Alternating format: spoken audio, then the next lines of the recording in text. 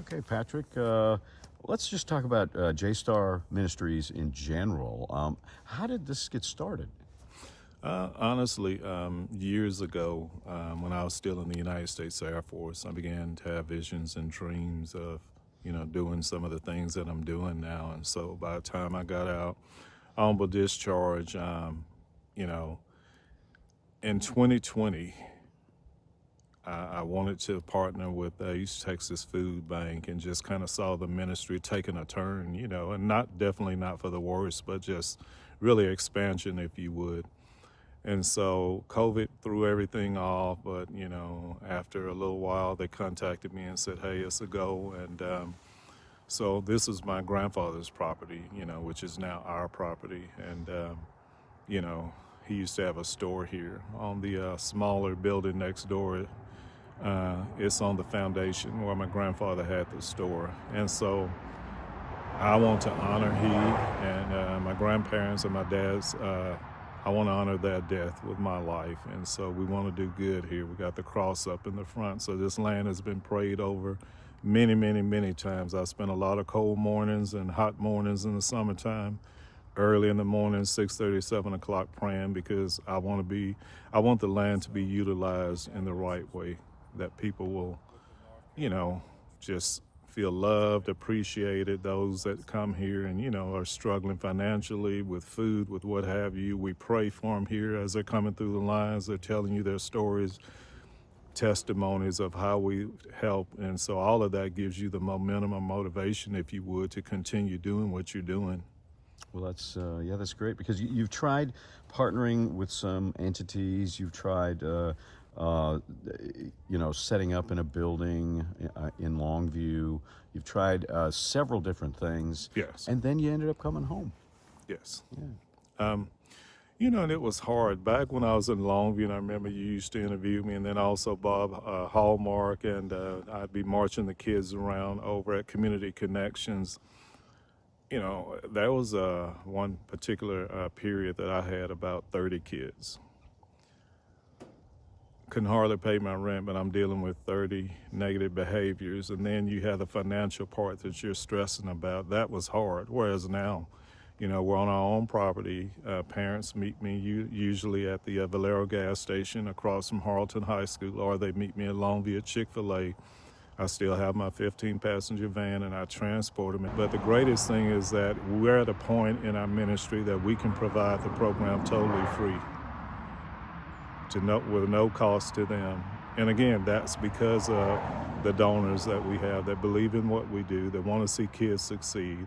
Majority of the kids I have are from single-parent families. So we do the Coats for Youth, we do Christmas for kids and everything. So every child in our program will automatically be on that list and be taken care of for Christmas, get new coats, all of that. Because we know, if I don't know anything else, I've got 15 that are in need to a certain extent, and we'll be able to help them. So that's a beautiful thing to me.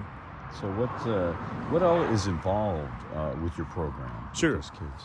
And again, it's like you see on my hoodie here, Save Our Students, in my hat. We're trying to save students, and so we'll take trips. I'm going to bring in speakers that we'll go to them.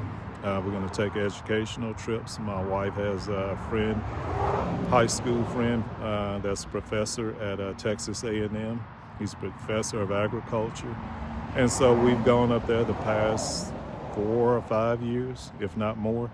And they take care of all the food and everything, but it's only a day trip. I don't do any overnight trips with kids, but it's just a day trip, but it's educational. We want to whet their appetite for college and let them see something different, get them out of their particular comfort zone, if you would. We'll visit different colleges. We'll learn things. We'll learn how to change a tire. We'll learn how to do a lot of things. I have 13 boys and 2 young ladies, and I didn't design that. That's honestly just the way that it ended up. And so we'll kind of teach them some common sense things, or things that, are practical things that they can use not only now, but later on in life. Life skills. Yes, absolutely. Yeah, because I guess a lot of these kids just don't associate with that, don't see that. It doesn't happen with them, right? Right. Yeah. And we'll serve the community. You know, I don't like to say community service because for me, when I think of community service, I think of someone that has gotten in trouble, gone before the judge, and they have to have a certain amount of hours. I serve the community. I don't do community service. This is by choice. I choose to serve, you know, and I love it. And so, as far as the kids, you know, we're going to do that by design. We'll be visiting nursing homes. We'll be taking, you know, some different things to the elderly.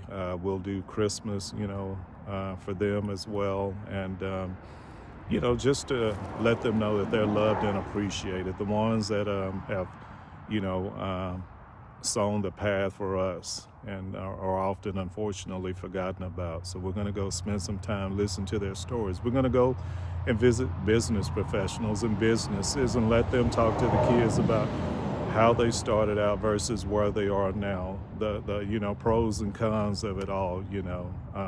And I think that'll be encouraging to the students. Now, here on this property, you've had a little expansion going on, it looks like. It seems like every time I drive by, there's something new out here. Yes, we were blessed to be able to build this building you see behind me here.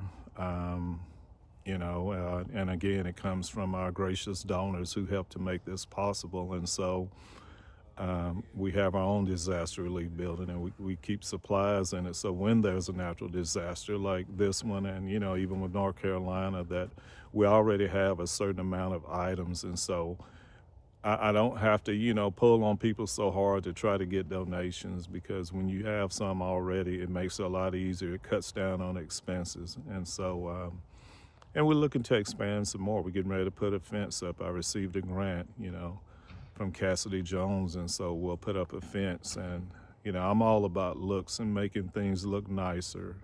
So a month or less, we'll have that fence up, and we'll start on the next project. So, you know, you basically came back home here on your grandfather's property. Is that something that you considered 10 years ago? Or is it just kind of languished there until you finally decided that's where I need to go?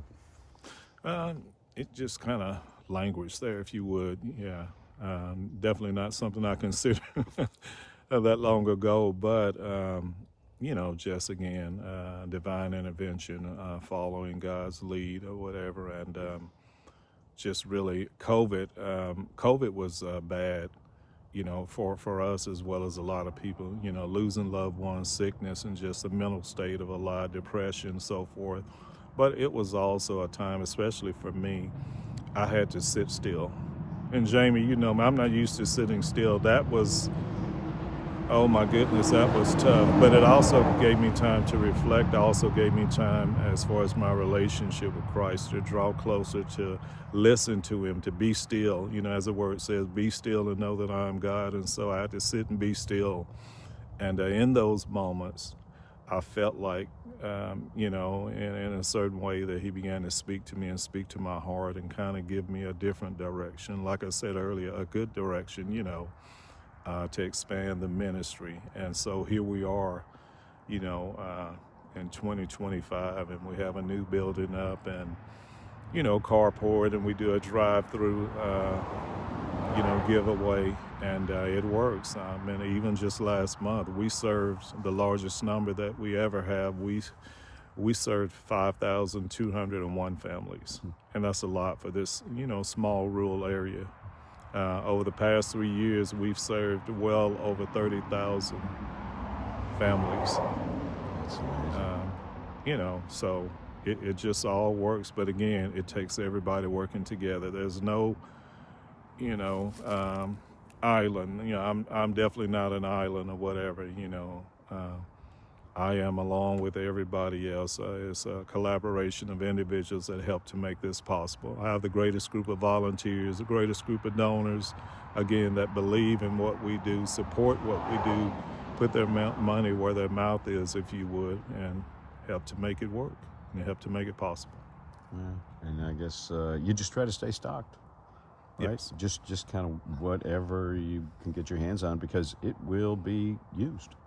I'm a salesperson. I probably, more than, you know, some women and with coupons or whatever, I watch the papers on laundry detergent, different things like that, because think about it.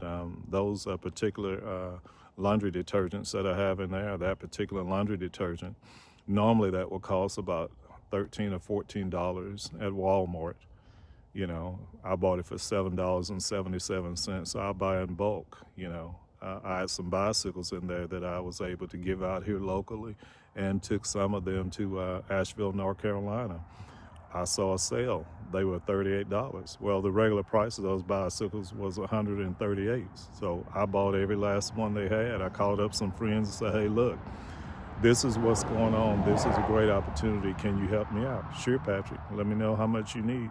I went and I bought them. I stored them in the building here and utilize them later. That saves over a period of time, you know. Instead of spending $138, I spent $38.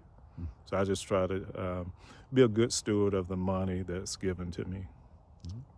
And seems to be working out pretty well. Yeah, it's working out well. All right. Thanks, Patrick. Thank you, Jamie.